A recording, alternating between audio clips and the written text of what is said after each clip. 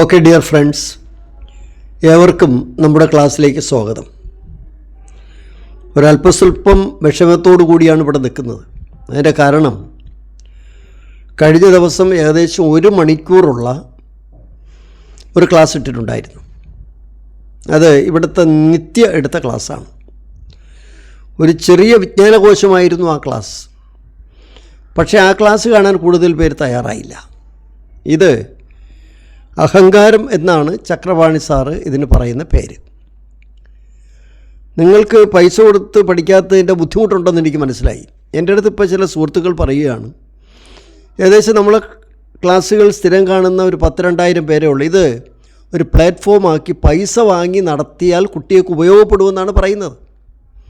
അപ്പോൾ കുട്ടികളിത് കാണും, നിങ്ങളിത് കാണില്ല. നിങ്ങൾ 5 മിനിറ്റ് 7 മിനിറ്റുമുള്ള ക്ലാസ്സേ കാണുള്ളൂ.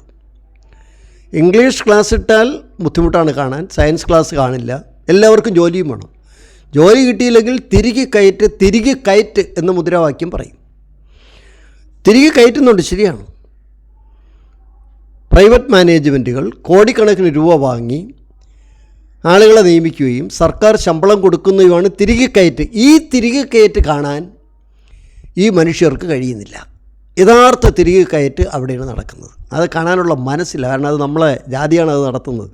അതുകൊണ്ടത് കഴിയുന്നില്ല. ഏതായാലും ഒരു പുനർചിന്തനം നടത്തിയേ പറ്റുള്ളൂ. ഇത് ആർക്കും താല്പര്യമില്ലെങ്കിൽ ഇത് നടത്തിക്കൊണ്ട് പോകേണ്ട കാര്യമേ ഇല്ല. ഇന്നലത്തെ ക്ലാസ് എനിക്ക് വലിയ വിഷമമാണ് തോന്നുന്നത്. ഞാൻ ആ ക്ലാസ് 2 കണ്ടു. നിത്യയെടുത്ത ക്ലാസ് 2 പ്രാവശ്യം ഞാൻ കണ്ടു. ഞങ്ങളിവിടുത്തെ കുട്ടികൾ അത് കണ്ട് ടെസ്റ്റ് പേപ്പർ എഴുതുകയാണ്. നിങ്ങൾക്ക് ജോലി വേണം, വർക്ക് ചെയ്യാൻ തയ്യാറല്ല. വർക്ക് ചെയ്താലോ കാൽഭാഗം കാണും, അരഭാഗം കാണും, അവിടെ കാണും, ഇവിടെ കാണും. ഇപ്പോൾ വിചാരിക്കുകയാണ് 40 വയസ്സാക്കിയത് അടുത്ത ഗവൺമെൻറ് വരുമ്പോൾ 45 ആക്കും. അവിടെ പിന്നെ എന്തിനാണ് ഇപ്പോൾ പഠിക്കുന്നത് എന്നൊക്കെയുള്ള ധാരണയാണ്. എൻ്റെ കുട്ടികളെ ഞാൻ ഒരിക്കൽ കൂടി അടിവരയിട്ട് പറയാണ്, ആ അഹങ്കാരം കളയുക. എന്നിട്ട് എവിടെയെങ്കിലും ഉറച്ചു നിന്ന് ക്ലാസ്സുകൾ കാണുകയും പഠിക്കുകയും ചെയ്യുക. ഇനി കൂടുതൽ ഞാൻ സംസാരിക്കുന്നില്ല. മാനസികമായി എന്നെ നിങ്ങൾ ധാരാളം വേദനിപ്പിക്കുകയാണ്. ഇത്രമാത്രം ഡീപ്പായിട്ട് ക്ലാസ്സുകൾ എടുത്തിട്ടും അത് വിനിയോഗിക്കാൻ കഴിയുന്നില്ല. കഴിയാത്ത മനഃപൂർവ്വമാണ്. കാരണം എന്താണെന്നറിയാമോ? ചില ക്ലാസ്സുകൾ ഇട്ടാൽ 5000 പേര് കാണും, ചില ക്ലാസ്സുകൾ ഇട്ടാൽ 2000 പേരെ കാണുള്ളൂ. ബാക്കി 3000 പേര് അഹങ്കാരത്തിൻ്റെ അപ്പന്മാരാണ്. അതുകൊണ്ടാണ് കാണാത്തത്. ഞാൻ കൂടുതൽ സംസാരിക്കുന്നില്ല. കഴിഞ്ഞ ക്ലാസ് ഒരു GK ക്ലാസ് ഞാനും അഞ്ചുമയും തമ്മിലെടുത്തിട്ടുണ്ടായിരുന്നു. അഞ്ചുമ ഞങ്ങളുടെ സ്ഥാപനത്തിലെ സമർത്ഥയായ ഒരു വിദ്യാർത്ഥിനിയാണ്. അന്നെടുത്തതിൻ്റെ ബാക്കി ക്ലാസ്സാണ് ഇന്നെടുക്കുന്നത്. അന്ന് എടുത്ത് നിർത്തിയത് ചില വ്യക്തികളെ പറഞ്ഞുകൊണ്ടാണ് എടുത്ത് നിർത്തിയത്. ഇന്ന് ഈ ക്ലാസ് എടുക്കുന്ന ഫെബ്രുവരി 28 ദേശീയ ശാസ്ത്ര ദിനമാണ്. ഫെബ്രുവരി 28 ദേശീയ ശാസ്ത്ര ദിനം അവിടെ നിന്നാണ് തുടങ്ങുന്നത്. ഇന്നത്തെ ക്ലാസ്സിൻ്റെ പ്രത്യേകത ഉള്ളത്, ഇന്ന് അഞ്ചുമ പറയാൻ പോകുന്ന കാര്യങ്ങളെല്ലാം ഞാനിവിടെ ക്ലാസ്സിൽ പഠിപ്പിച്ചതാണ്. ഞാൻ ക്ലാസ്സിൽ പഠിപ്പിച്ച അതേ നോട്ട് അഞ്ചുമയുടെ കയ്യിലിരിക്കുകയാണ്. അപ്പോൾ ക്ലാസ്സിൽ പഠിപ്പിച്ച അതേ വിവരങ്ങൾ തന്നെ നിങ്ങൾക്കിന്ന് കിട്ടുകയാണ്. അതുകൊണ്ട് ഈ ക്ലാസ് ദൂരെ മാറി നിന്ന് ഞാൻ ആസ്വദിക്കാൻ പോവുകയാണ്. ചക്രപാണി സാർ ഇങ്ങനെയൊക്കെയാണോ ക്ലാസ്സിൽ പറഞ്ഞത്? എൻ്റെ ഒരു വിദ്യാർത്ഥിനി ഇത്ര സാമർഥ്യത്തോടു കൂടി അതിനെ മറ്റൊരാൾക്ക് പറഞ്ഞു കൊടുക്കാൻ കഴിയുന്നതെങ്ങനെയാണ്? ഇത് ഞാൻ നേരിട്ട് കാണാൻ പോവുകയാണ്. അതുകൊണ്ട് ഇന്ന് എനിക്ക് കുറച്ച് സംസാരവും അഞ്ചുമയ്ക്ക് കൂടുതൽ സംസാരവും, എന്നാൽ ഇടയ്ക്ക് എൻ്റെ ഇടപെടലുകളും അതിൽ ഉണ്ടാകും. അതുകൊണ്ട് ഞാൻ എടുത്ത ഒരു ക്ലാസ് നമ്മുടെ പ്രിയപ്പെട്ട അഞ്ചുമ ഇന്നിവിടെ എടുക്കുകയാണ്. അതുകൊണ്ട് ഫെബ്രുവരി 28 എന്ന് പറഞ്ഞതുകൊണ്ട് അഞ്ചുമ, നമുക്ക് ഫെബ്രുവരി 28 കയറുന്ന് പിടിച്ചാലെന്താ? ശരി, നോക്കാം. അപ്പം നമ്മൾ ആദ്യം നോക്കാൻ പോകുന്നത് ഫെബ്രുവരി എന്ന മാസത്തിന്റെ പ്രത്യേകതകൾ നമുക്ക് നോക്കാം. ഒന്നാമത്തതാണ് ഫെബ്രുവരി 2. ഫെബ്രുവരി 2, ശരി, സമ്മതിച്ചു. ഫെബ്രുവരി 2 ലോക തണ്ണീർത്തട ദിനം. ശരി ശരി, ലോക തണ്ണീർത്തട ദിനം. ഞാൻ എത്ര ഭാഗ്യവാനാണ്, ഞാൻ ദൂരെ മാറുന്നതെല്ലാം കാണുക. ഇതെല്ലാം ഞാൻ ക്ലാസ്സിൽ പറഞ്ഞിട്ടുണ്ട്. ലോക തണ്ണീർത്തട ദിനം, ശരി, ഓക്കെ. 1971 ഫെബ്രുവരി 2 ഇറാനിൽ വെച്ചിട്ട് റംസാർ ഉടമ്പടി നടന്നത്. അപ്പോൾ റംസാർ കൺവെൻഷൻ ഇറാനിലാണ്. റംസാർ കൺവെൻഷൻ ഇറാനിലാണ്. റംസാർ എന്ന് പറയുന്ന ഒരു സ്ഥലത്തിന്റെ പേരാണല്ലേ? അതെ. റംസാർ കൺവെൻഷൻ അവിടെ വെച്ച് ഒരു മീറ്റിംഗ് കൂടി ലോകരാഷ്ട്രങ്ങൾ. അതിനെ റംസാർ കൺവെൻഷൻ എന്ന് വിളിക്കുന്നു. ആ റംസാർ കൺവെൻഷൻ എന്തിനു വേണ്ടിയിട്ടായിരുന്നു? തണ്ണീർത്തട സംരക്ഷണം, തണ്ണീർത്തടങ്ങളെ സംരക്ഷിക്കുന്നതുമായി ബന്ധപ്പെട്ട് നദി തണ്ണീർത്തടമല്ല, നദി തണ്ണീർത്തടമല്ല. ശരി, തണ്ണീർത്തടം മീറ്റിംഗ് നടന്ന സ്ഥലം എവിടെയാണ്? റംസാർ, അത് ഇറാനിലാണ്. ഇറാനിനെ കുറിച്ച് നമ്മൾ ഈ പറഞ്ഞുകൊണ്ടിരിക്കുമ്പോൾ ഒരു വാർത്ത വന്നിട്ടുണ്ട്. ഇസ്രയേൽ ഇറാനെ ആക്രമിക്കുകയാണ്. ഭയങ്കരമായ ആക്രമണമാണ് ഇറാനിൽ നടത്തിയ. ഇറാന്റെ തലസ്ഥാനമാണ് ടെഹ്റാൻ. ഏഷ്യൻ രാജ്യമാണ് ഇറാൻ. 1971. ബാക്കി പറഞ്ഞോളൂ. ഞാൻ എല്ലാ ക്ലാസ്സിൽ പറഞ്ഞതാണ്. ഇനി എന്തിനാ ഞാൻ പറഞ്ഞിരുന്നത്? ഞങ്ങളെ കുട്ടികൾക്ക് ഫെബ്രുവരി 2 നമ്മുടെ പ്രമേയങ്ങൾ, ഓരോ വർഷത്തെയും പ്രമേയങ്ങളും കൂടെ നമുക്ക് നോക്കാം. കഴിഞ്ഞ വർഷത്തെ 2025 പ്രമേയമായിരുന്നു നമ്മുടെ പൊതുഭാവിക്കായിട്ട് തണ്ണീർത്തടങ്ങൾ സംരക്ഷിക്കുക. നമ്മുടെ പൊതുഭാവിക്കായി തണ്ണീർത്തടങ്ങളെ സംരക്ഷിക്കുക. തണ്ണീർത്തടങ്ങളെ സംരക്ഷിക്കുക. താല്പര്യമുള്ളവർ എഴുതിയെടുക്കുക. വയനാട്, ഇടുക്കി, വയനാട്ടുകാർക്ക് വളരെ സന്തോഷമായില്ലേ? കണ്ണൂര്, വയനാട്ടുകാർക്ക് വളരെ സന്തോഷമായി. ഞാൻ വയനാട്ടിൽ നിന്ന് വരണമെന്ന് വിചാരിക്കുകയാണ്, ആ വീടുകളൊക്കെ ഒന്ന് കാണാൻ. അതിൻ്റെ മുമ്പ് ഒന്ന് സന്തോഷിക്കാൻ ഞാൻ വരാൻ പോവുകയാണ്. ശരി, അടുത്തത് 25 നമ്മുടെ പൊതുഭാവിക്കായി തണ്ണീർത്തടങ്ങളെ സംരക്ഷിക്കുക. ഇംഗ്ലീഷിൽ പ്രൊട്ടക്ടിങ് വെറ്റ്ലാൻഡ്സ് ഫോർ അവർ കോമൺ ഫ്യൂച്ചർ. ഒന്നുകൂടെ പറഞ്ഞാൽ മതി. പ്രൊട്ടക്ടിങ് വെറ്റ്ലാൻഡ്സ് ഫോർ അവർ കോമൺ ഫ്യൂച്ചർ. ശരി, അടുത്തത് 2026 പ്രമേയമാണ് തണ്ണീർത്തടങ്ങളും പരമ്പരാഗത അറിവുകളും സാംസ്കാരിക പൈതൃകത്തിന്റെ ആഘോഷം.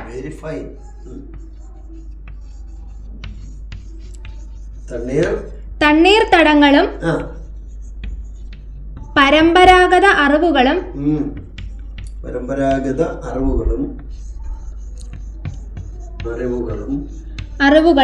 സാംസ്കാരിക പൈതൃകത്തിന്റെ ആഘോഷം. കൾച്ചറൽ ഹെറിറ്റേജ് പൈതൃകത്തിന്റെ ആഘോഷം. അപ്പം 2025 ലോക തണ്ണീർത്തടത്തിന്റെ പ്രമേയമായിരുന്നു നമ്മുടെ പൊതുഭാവിക്കായി തണ്ണീർത്തടങ്ങളെ സംരക്ഷിക്കുക, അഥവാ പ്രൊട്ടക്ടിങ് വെറ്റ്ലാൻഡ്സ് ഫോർ അവർ കോമൺ ഫ്യൂച്ചർ. ഇനി ഈ വർഷത്തെ 2026 ലോക തണ്ണീർത്തട ദിനത്തിന്റെ പ്രമേയമാണ് തണ്ണീർത്തടങ്ങളും പരമ്പരാഗത അറിവുകളും സാംസ്കാരിക പൈതൃകത്തിന്റെ ആഘോഷം. ശരി, അടുത്തെന്താണ് പറയാനുള്ളത്? ഞാനിതിനെ പോയി വന്നു നിൽക്കും. എന്താ എനിക്കതൊക്കെ ഒന്ന് മനസ്സിലാക്കണ്ടേ, എൻ്റെ ഒരു കുട്ടി എങ്ങനെയാണ് ഇതൊക്കെ അവതരിപ്പിക്കുന്നത്. ശരി, അപ്പോൾ ഫെബ്രുവരി 28 ദേശീയ ശാസ്ത്ര ദിനമാണ് എന്ന് പറഞ്ഞു. ഫെബ്രുവരി 2 ലോക തണ്ണീർത്തടമാണെന്ന് പറഞ്ഞു. അപ്പൊ 2025 27 അതിന്റെ മുദ്രാവാക്യങ്ങൾ പറഞ്ഞു.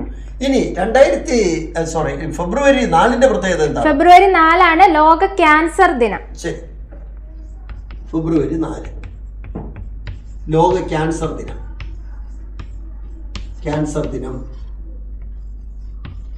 ലോക ക്യാൻസർ ദിനത്തിന്റെ ഇപ്പോഴത്തെ മുദ്രാവാക്യം എന്താണ്? 2025 മുതൽ 27 വരെ ഒറ്റ പ്രമേയമായിട്ടാണ് ഇപ്രാവശ്യം കൊടുത്തിട്ടുള്ളത്. അതാണ് യുണൈറ്റഡ് ബൈ യുണീക്ക്. 2025 മുതൽ 27 വരെ ആദ്യം എഴുതുക. 27 യുണൈറ്റഡ് ബൈ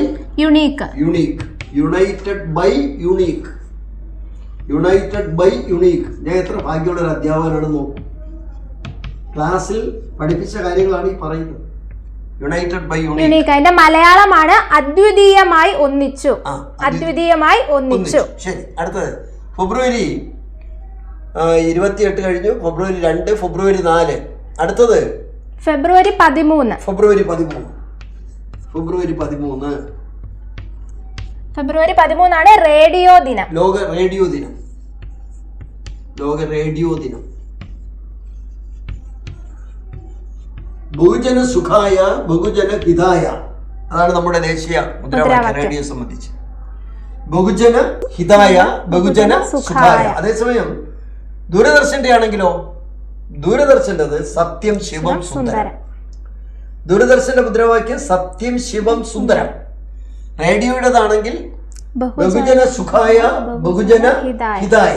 ശരി, അപ്പൊ നമുക്ക് ഫെബ്രുവരി 13 ഇനി അടുത്ത് ഫെബ്രുവരി 21.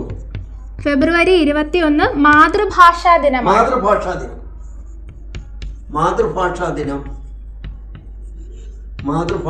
ഫെബ്രുവരി 21. ഭാഷകളെ കുറിച്ച് പറയുന്ന ഷെഡ്യൂൾ ഏതാണ്? ഷെഡ്യൂൾ 8. ഷെഡ്യൂൾ 8 എത്ര ഭാഷകളെ കുറിച്ച് പറയുന്നു? 22 ഭാഷകളെ കുറിച്ച് പറയുന്നു. ഷെഡ്യൂൾ 8 22 ഭാഷകളെ കുറിച്ച് പറയുന്നു. 22 ഭാഷകളെ കുറിച്ചാണ് ഷെഡ്യൂൾ 8 പറയുന്നത്. മാതൃഭാഷ ദിനം ഫെബ്രുവരി 21. ഷെഡ്യൂൾ 8 ഭാഷകളെ കുറിച്ച് പറയുന്നു. 22 ഭാഷകളാണ് ഔദ്യോഗികമായിട്ടുള്ളത്. അതിൽ ഇംഗ്ലീഷ് ഇല്ല. എന്നാൽ നേപ്പാളി എന്ന ഭാഷ ഉണ്ട്. ശരി, അടുത്തതാണ് ഫെബ്രുവരി 22. അത് ലോക ചിന്താ ദിനമാണ്. ലോക ചിന്താ ദിനം. അപ്പൊ ഫെബ്രുവരിയുടെ എല്ലാം കൂടെ ഒന്ന് ഓടിച്ചത് പറയാമോ? പിന്നെ ഫെബ്രുവരി 28 ദേശീയ ശാസ്ത്ര ദിനം. ദേശീയ ശാസ്ത്ര ദിനം ആരുടെ പേരുമായി ബന്ധപ്പെട്ട? CV രാമൻ എഫക്ട് പ്രസിദ്ധീകരിച്ചതുമായിട്ട് ബന്ധപ്പെട്ടതാണ്. ഈ CV രാമനും CV രാമൻ പിള്ളയും തമ്മിലുള്ള വ്യത്യാസം? CV രാമൻ ശാസ്ത്രജ്ഞനാണ്. എവിടെ ജനിച്ച ആളാണ്? തമിഴ്നാട്ടിൽ ജനിച്ച ആളാണ്. അദ്ദേഹമാണ് പ്രകാശത്തെ കുറിച്ച് പഠിച്ചത്. 1930 അദ്ദേഹത്തിന് ഫിസിക്സിൽ നോബൽ സമ്മാനം കിട്ടി. 1930. ശരി, അടുത്തത്. എന്നാൽ CV രാമൻ പിള്ള ചരിത്രകാരനല്ല, ചരിത്ര കൃതികൾ രചിച്ച ആളാണ്. മാർത്താണ്ഡവർമ്മ, ധർമ്മരാജ, രാമരാജ ബഹദൂർ തുടങ്ങിയ ചരിത്ര കൃതികൾ രചിച്ച ആളാണ് CV രാമൻ പിള്ള. റോസ്കോട്ട് വീട്ടിൽ ജനിച്ചത്, റോസ്കോട്ട് വീട്ടിൽ താമസിച്ചിരുന്ന CV രാമൻ പിള്ള. ശരി, നമുക്ക് അടുത്ത ഭാഗത്തേക്ക് കടക്കാം. ശരി, അപ്പൊ ഇപ്പൊ ഞങ്ങൾ ക്ലാസ് തുടങ്ങി വെക്കുക. കഴിഞ്ഞ ക്ലാസ് ഇവിടെ നടന്നത്. ഇനി ഈ കഴിഞ്ഞ ക്ലാസ്സിൽ ഞാൻ നിങ്ങൾക്ക് അടുത്ത് പറഞ്ഞത് എന്താണെന്ന് ഞാൻ എൻ്റെ ക്ലൂ തരാം. ഞാൻ നിങ്ങൾക്ക് പറഞ്ഞത് ധനകാര്യ കമ്മീഷനെ കുറിച്ചാണ് പറഞ്ഞത്. അപ്പോൾ ധനകാര്യ കമ്മീഷനെ കുറിച്ച് ഞാൻ പറഞ്ഞപ്പോൾ കേന്ദ്ര ധനകാര്യ കമ്മീഷൻ, സംസ്ഥാന ധനകാര്യ കമ്മീഷൻ, ഇത് രണ്ടിൻ്റെ ആർട്ടിക്കിൾസ്, ഈ ധനകാര്യ കമ്മീഷൻ എന്തിനു വേണ്ടിയാണ്, ഇത്രയും കാര്യങ്ങൾ ഞാൻ ക്ലാസ്സിൽ പറഞ്ഞിട്ടുണ്ട്. മണിയായിട്ട് ഞങ്ങളുടെ കണ്ണൂർക്കാർക്കൊന്ന് പറഞ്ഞു കൊടുക്കൂ. അപ്പൊ ആദ്യം നമ്മൾ നോക്കാൻ പോകുന്നത് കേന്ദ്ര ധനകാര്യ കമ്മീഷനാണ്. ശരി, കേന്ദ്ര ധനകാര്യ കമ്മീഷൻ, സെൻട്രൽ ഫൈനാൻസ് കമ്മീഷൻ, കേന്ദ്ര ധനകാര്യ കമ്മീഷൻ. വർഷം കേന്ദ്ര ധനകാര്യ കമ്മീഷൻ ആർട്ടിക്കിൾ ധനകാര്യ കമ്മീഷൻ കേന്ദ്ര വരുമാനങ്ങൾ സംസ്ഥാനങ്ങൾക്ക് വീതിച്ചു കൊടുക്കുന്നതിന്റെ മാനദണ്ഡം നിശ്ചയിക്കലാണ്. കേന്ദ്രത്തിന്റെ വരുമാനം സംസ്ഥാനങ്ങൾക്ക് വീതിച്ചു കൊടുക്കാനുള്ള മാനദണ്ഡം നിശ്ചയിക്കുന്നതാണ് കേന്ദ്ര ധനകാര്യ കമ്മീഷന്റെ ലക്ഷ്യം. അപ്പോൾ ആർട്ടിക്കിൾ എഴുതി, ആർട്ടിക്കിൾ 280. അടുത്തെന്താണ് എഴുതാൻ പോകുന്നത്? അടുത്തത് കേന്ദ്ര ധനകാര്യ കമ്മീഷനിലെ അംഗങ്ങളെ നിയമിക്കുന്നത് രാഷ്ട്രപതിയാണ് നിയമിക്കുന്നത്. ഇപ്പോഴത്തെ രാഷ്ട്രപതി ദ്രൗപദി മുർമുവാണ്, 15ാമത്തെ രാഷ്ട്രപതി. ഒഡീഷ സ്വദേശി, മുൻ ജാർഖണ്ഡ് ഗവർണറായിരുന്നു. ശരി, നിയമിക്കുന്നത് രാഷ്ട്രപതിയാണ്. അതുപോലെ അംഗങ്ങൾ 5 പേരാണ്. കമ്മീഷൻ അംഗങ്ങൾ എത്ര? 5 പേരാണ്. 5 പേര്. ബ്രാക്കറ്റിൽ 4+1, 4 അംഗങ്ങളും ഒരു ചെയർമാൻ. കേന്ദ്ര ധനകാര്യ കമ്മീഷന്റെ ഇപ്പോഴത്തെ ചെയർമാൻ ആരാണ്? അരവിന്ദ് പനഗരിയ.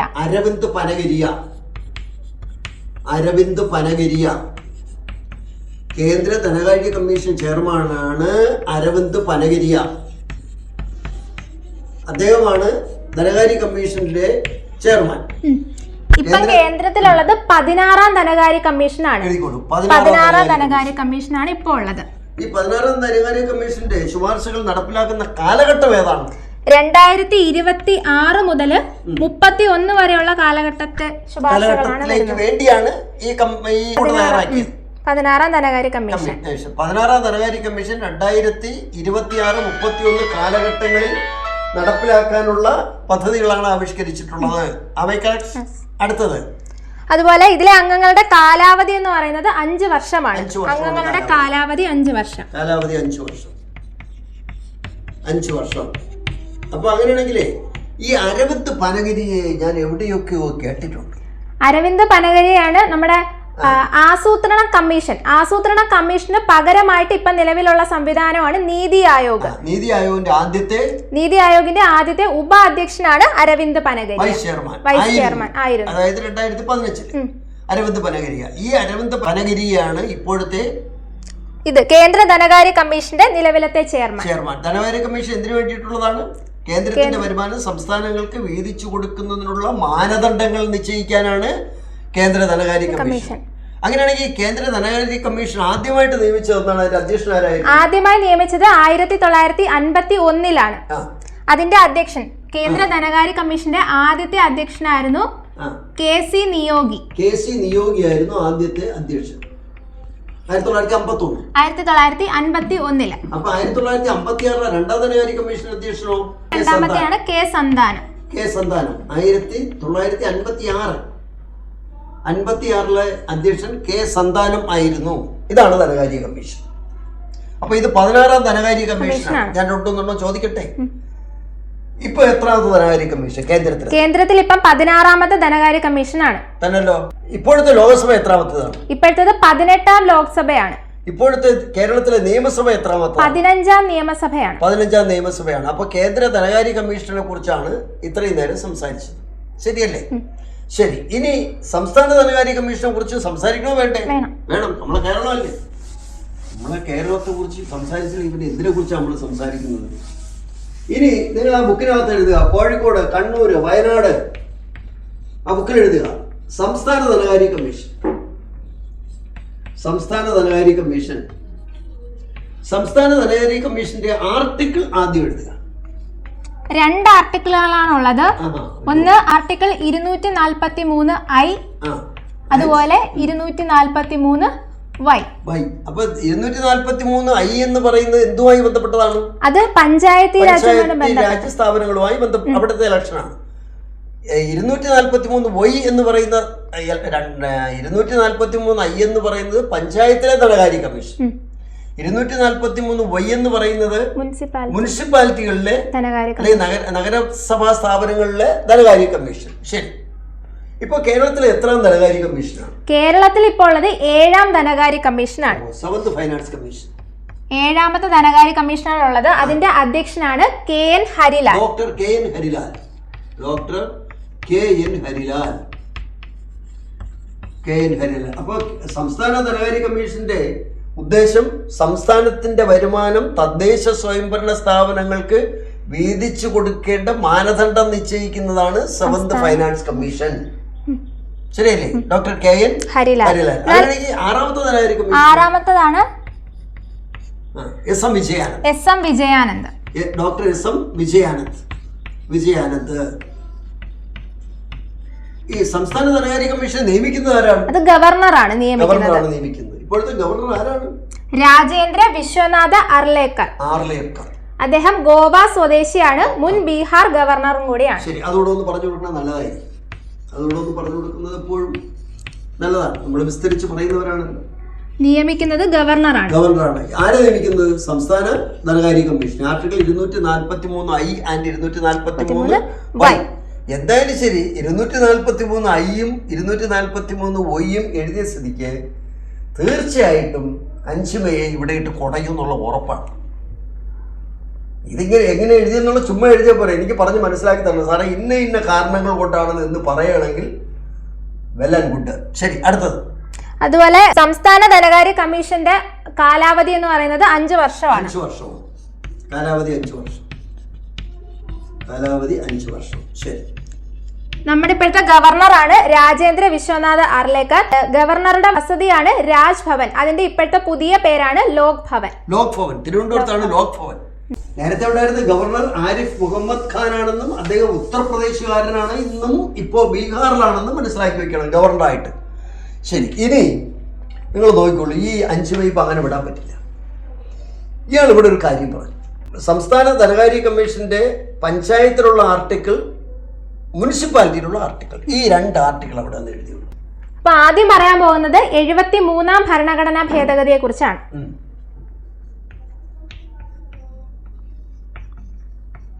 73ാം ഭരണഘടനാ ഭേദഗതി പഞ്ചായത്തി രാജ് അല്ലേ? 1992.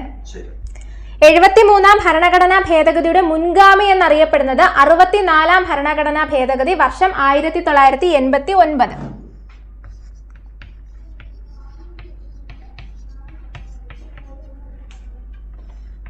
ഞാൻ ഇപ്പം മാറി ഇരിക്കാം, ഇതെല്ലാം കേൾക്കാം. ഓക്കെ,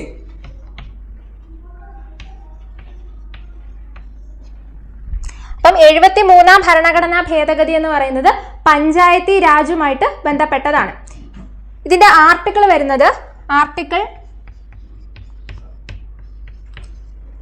243 മുതൽ 243 O വരെയാണ്.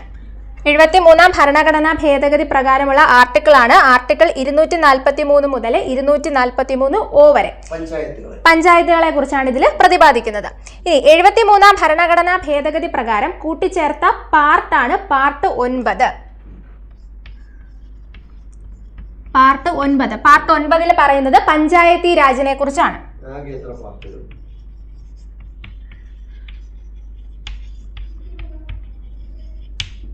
ഭരണഘടനയിൽ ആകെ ഇപ്പം 25 പാർട്ടുകളാണ് ഉള്ളത്.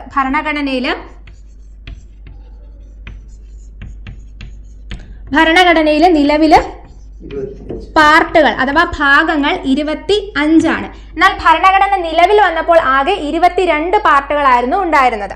ഭരണഘടനയിൽ നിലവിൽ ഷെഡ്യൂളുകൾ അഥവാ പട്ടികകൾ 12 ആണ്. ഭരണഘടന നിലവിൽ വന്നപ്പോൾ ആകെ 8 ഷെഡ്യൂളുകളാണ് ഉണ്ടായിരുന്നത്. ഭരണഘടനയിൽ ഇപ്പം അനുച്ഛേദങ്ങൾ അഥവാ ആർട്ടിക്കിളുകൾ 470-ൽ പരമാണ്. എന്നാൽ ഭരണഘടന നിലവിൽ വന്നപ്പോൾ ഏകദേശം 395ഓളം ആർട്ടിക്കിളുകൾ ഉണ്ടായിരുന്നു. അപ്പോൾ 73-ാം ഭരണഘടനാ ഭേദഗതി പ്രകാരം കൂട്ടിച്ചേർത്ത പാർട്ടാണ് പാർട്ട് 9. അത് പഞ്ചായത്തി രാജിനെ കുറിച്ച് പറയുന്നു. 73-ാം ഭരണഘടനാ ഭേദഗതി പ്രകാരം കൂട്ടിച്ചേർത്ത ഷെഡ്യൂളാണ് ഷെഡ്യൂൾ 11. ഷെഡ്യൂൾ 11-ലും പഞ്ചായത്തി രാജിനെ കുറിച്ചാണ് പറയുന്നത്. ഇതിൽ കൈമാറ്റം ചെയ്യപ്പെട്ട വിഷയങ്ങളാണ് 29 വിഷയങ്ങളാണ് പഞ്ചായത്തുകൾക്ക് കൈമാറ്റം ചെയ്യപ്പെട്ടിട്ടുള്ളത്. ഇനി നമുക്ക് ഇതിനകത്ത് ആർട്ടിക്കിൾസുകൾ ഓരോന്നായിട്ട് നോക്കാം. ആർട്ടിക്കിൾ 243 മുതൽ 243 വരെയാണ് പഞ്ചായത്തി രാജുമായിട്ട് ബന്ധപ്പെട്ടത്. അതിൽ ആർട്ടിക്കിൾ 243 പറയുന്നത് ഗ്രാമസഭയെ കുറിച്ചാണ്. ആർട്ടിക്കിൾ 243 ഗ്രാമസഭയെ കുറിച്ച് പറയുന്നു. ആർട്ടിക്കിൾ 243 പറയുന്നത് ഗ്രാമസഭയെ കുറിച്ചാണ്. ഗ്രാമത്തിലുള്ള എല്ലാ അംഗങ്ങളെയും വിളിച്ചു കൂട്ടി സമ്മേളിക്കുന്ന യോഗമാണ് ഗ്രാമസഭ എന്ന് പറയുന്നത്. വോട്ടവകാശമുള്ള എല്ലാ അംഗങ്ങളെയും കൂട്ടിച്ചേർത്ത് നടത്തുന്ന സഭയാണ് ഗ്രാമസഭ. ഗ്രാമസഭ വിളിച്ചു കൂട്ടുന്നത് എപ്പോഴും വാർഡ് മെമ്പർ ആയിരിക്കും ഗ്രാമസഭ വിളിച്ചു കൂട്ടുന്നത്. ഗ്രാമസഭയുടെ പ്രസിഡന്റ് അഥവാ അധ്യക്ഷൻ എന്ന് പറയുന്നത് പഞ്ചായത്ത് പ്രസിഡന്റ് ആയിരിക്കും. ഗ്രാമസഭ വിളിച്ചു കൂട്ടുന്നത് വാർഡ് മെമ്പറാണ്. ഗ്രാമസഭയുടെ പ്രസിഡന്റ് എന്ന് പറയുന്നത് പഞ്ചായത്ത് പ്രസിഡന്റ് ആണ്. ഗ്രാമസഭയുടെ കൺവീനർ എപ്പോഴും വാർഡ് മെമ്പർ ആയിരിക്കും. വർഷത്തിൽ 4 പ്രാവശ്യമാണ് ഗ്രാമസഭ വിളിച്ചു കൂട്ടേണ്ടത്. വർഷത്തിൽ 4 പ്രാവശ്യം ഗ്രാമസഭ കൂടിയിരിക്കണം. അതുപോലെ ഇതിന്റെ കോറം എന്ന് പറയുന്നത് 10-1 കോറം. അടുത്തതാണ് ആർട്ടിക്കിൾ 40. ആർട്ടിക്കിൾ 40 പറയുന്നത് ഫോർമേഷൻ ഓഫ് വില്ലേജ് പഞ്ചായത്ത്.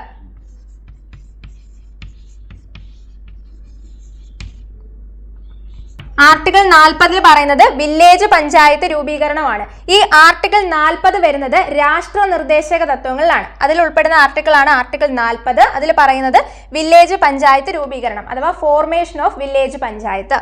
ഇതിൽ വരുന്ന മറ്റൊരു ആർട്ടിക്കിളാണ് ആർട്ടിക്കിൾ 243 243 പറയുന്നത് സംസ്ഥാന ഇലക്ഷൻ കമ്മീഷനെ കുറിച്ചാണ്.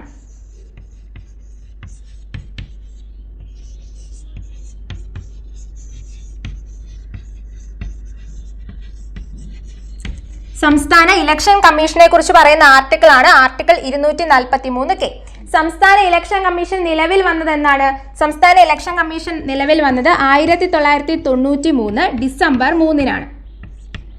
1993 ഡിസംബർ 3-നാണ് സംസ്ഥാന ഇലക്ഷൻ കമ്മീഷൻ നിലവിൽ വന്നത്. ഡിസംബർ 3 ഭിന്നശേഷി ദിനമാണ്. ഡിസംബർ 3 ഭിന്നശേഷി ദിനം. നമ്മുടെ തദ്ദേശ സ്വയംഭരണ സ്ഥാപനങ്ങളിലെ ഇലക്ഷൻ നടത്തുന്നത് സംസ്ഥാന ഇലക്ഷൻ കമ്മീഷനാണ്. സംസ്ഥാന ഇലക്ഷൻ കമ്മീഷൻ നടത്തുന്ന ഇലക്ഷനാണ് തദ്ദേശ സ്വയംഭരണ സ്ഥാപനങ്ങളിലെ ഇലക്ഷൻ. കേരളത്തിൽ ആകെ 1200 തദ്ദേശ സ്വയംഭരണ സ്ഥാപനങ്ങളാണുള്ളത്. ആകെ 1200 തദ്ദേശ സ്വയംഭരണ സ്ഥാപനങ്ങളാണുള്ളത്. ഇതിൽ ഗ്രാമപഞ്ചായത്തുകൾ 941 ഗ്രാമപഞ്ചായത്തുകൾ, 152 ബ്ലോക്ക് പഞ്ചായത്തുകൾ. 941 ഗ്രാമപഞ്ചായത്തുകൾ, 152 ബ്ലോക്ക് പഞ്ചായത്തുകൾ, 14 ജില്ലാ പഞ്ചായത്തുകൾ, 87 മുനിസിപ്പാലിറ്റികൾ, 6 കോർപ്പറേഷനുകൾ. ഇതെല്ലാം കൂടെ കൂട്ടുമ്പോൾ 1200 കിട്ടും. അപ്പം തദ്ദേശ സ്വയംഭരണ സ്ഥാപനങ്ങളിലേക്കുള്ള ഇലക്ഷൻ നടത്തുന്നത് സംസ്ഥാന ഇലക്ഷൻ കമ്മീഷനാണ്. സംസ്ഥാന ഇലക്ഷൻ കമ്മീഷന്റെ നിലവിലത്തെ അധ്യക്ഷനാണ് എ ഷാജഹാൻ.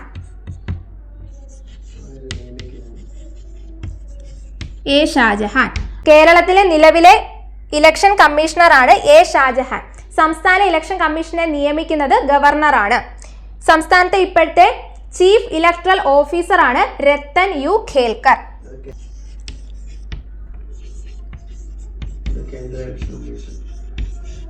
സംസ്ഥാനത്തെ ഇപ്പോഴത്തെ ചീഫ് ഇലക്ട്രൽ ഓഫീസറാണ് രത്തൻ യു ഖേൽക്കർ. ഇദ്ദേഹം കേന്ദ്രത്തിൽ നിന്നുള്ള പ്രതിനിധിയാണ്. അടുത്തത് 73-ാം ഭരണഘടനാ ഭേദഗതി നിലവിൽ വരുന്നത് 1993 ഏപ്രിൽ 24-നാണ്.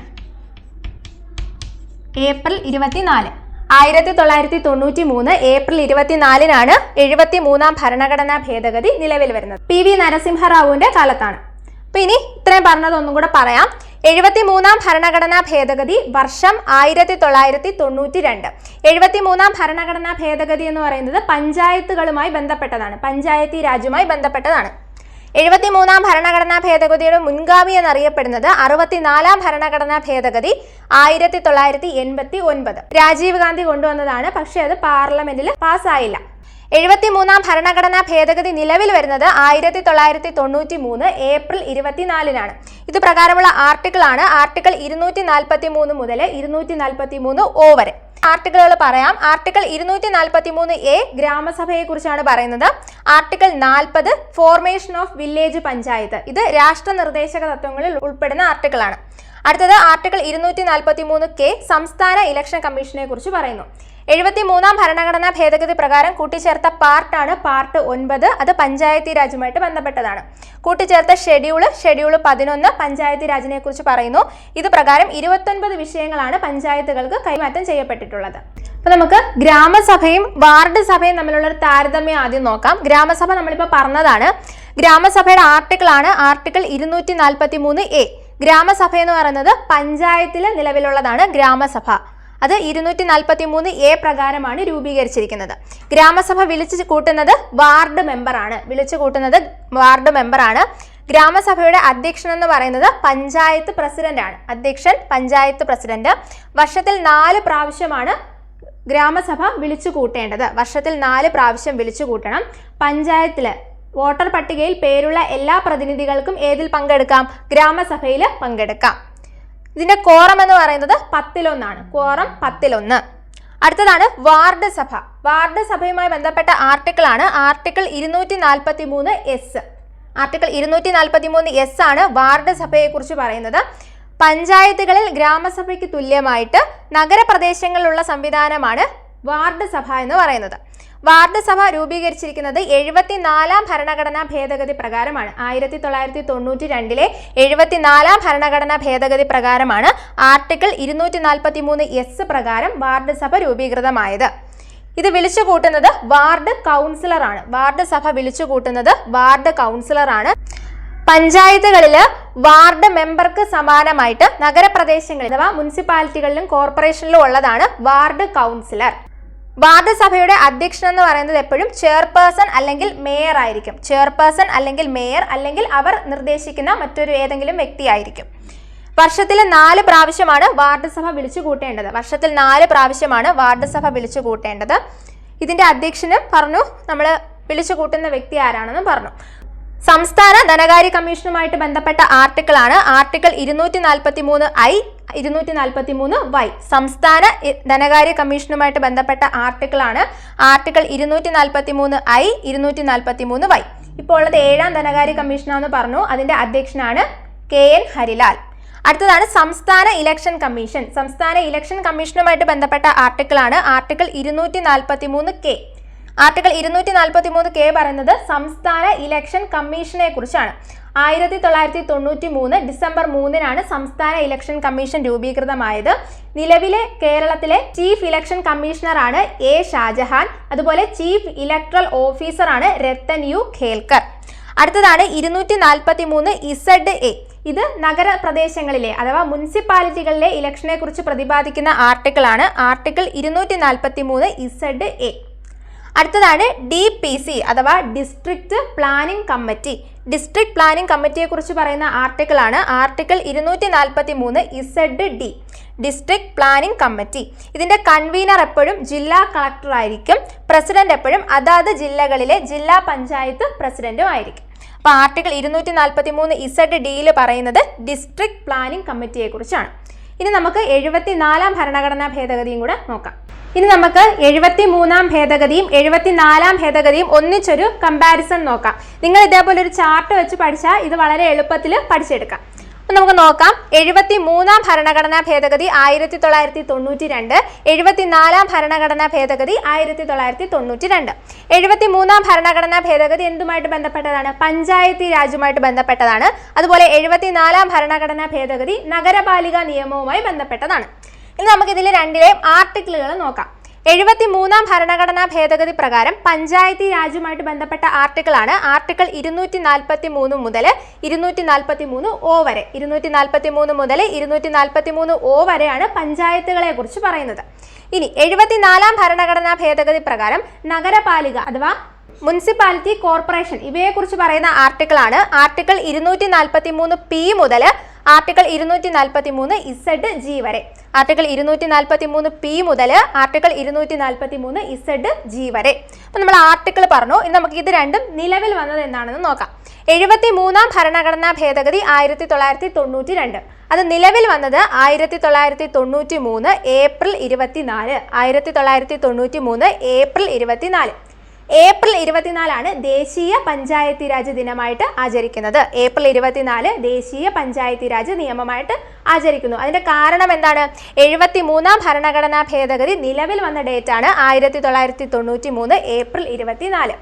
ഇനി 74-ാം ഭരണഘടനാ ഭേദഗതി നിലവിൽ വന്നത് 1993 ജൂൺ 1-നാണ്. 1993 ജൂൺ 1. അടുത്തതാണ് പാർട്ട്. 73-ാം ഭരണഘടനാ ഭേദഗതി പ്രകാരം നമ്മുടെ ഭരണഘടനയിൽ കൂട്ടിച്ചേർത്ത പാർട്ട് അഥവാ ഭാഗമാണ് പാർട്ട് 9.